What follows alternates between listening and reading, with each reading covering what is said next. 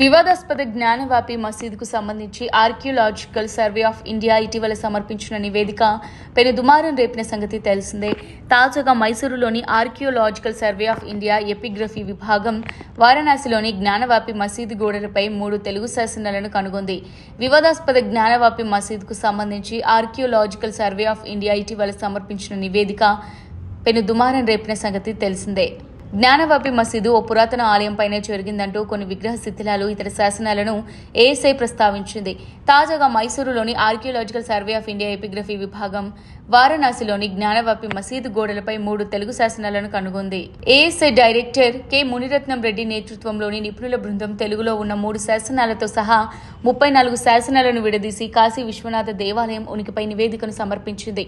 17వ శతాబ్దానికి చెందిన ఒక శాసనంలో నారాయణ భట్ట కుమారుడు మల్లన్న భట్లు వంటి వ్యక్తుల పేర్లను స్పష్టంగా పేర్కొన్నట్టు మునిరత్నం జాతీయ వార్తా సంస్థ ది టైమ్స్ ఆఫ్ ఇండియాకు తెలిపారు. నారాయణ భట్లు 1985లో కాశీ విశ్వనాథ ఆలయ నిర్మాణాన్ని పర్యవేక్షించిన తెలుగు బ్రాహ్మణుడన్న సంగతి తెలిసిందే. 15వ శతాబ్దంలో కాశీ విశ్వనాథ ఆలయాన్ని కూల్చివేయాలని ఔన్పూర్కు చెందిన హుస్సేన్ షర్కీ సుల్తాన్ ఆదేశించాడని చెబుతారు.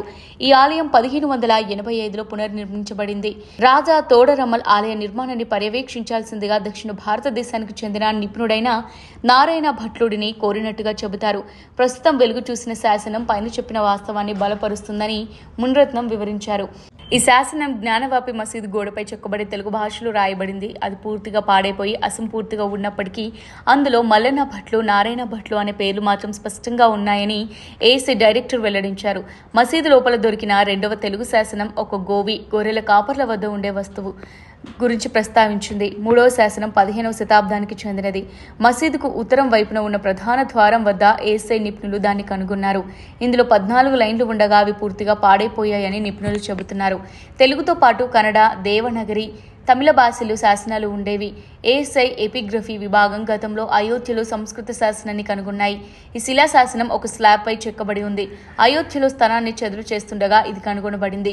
సంస్కృత భాషలో 12వ, 13వ శతాబ్దానికి చెందిన నాగరి అక్షరాలలో దీన్ని రాశారు. నాపాల కామ అనే వ్యక్తి రాముడికి నమస్కరించినట్టుగా ఇందులో రికార్డు చేసినట్టు మునిరత్నం చెప్పారు.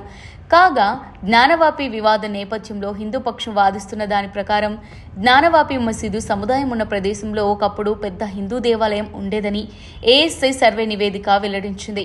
మసీదు పశ్చిమ గోడ హిందూ దేవాలయంలో భాగమని, ఈ ప్రదేశంలో 32 హిందూ దేవాలయ శాసనాలు దొరికాయని నివేదిక పేర్కొంది.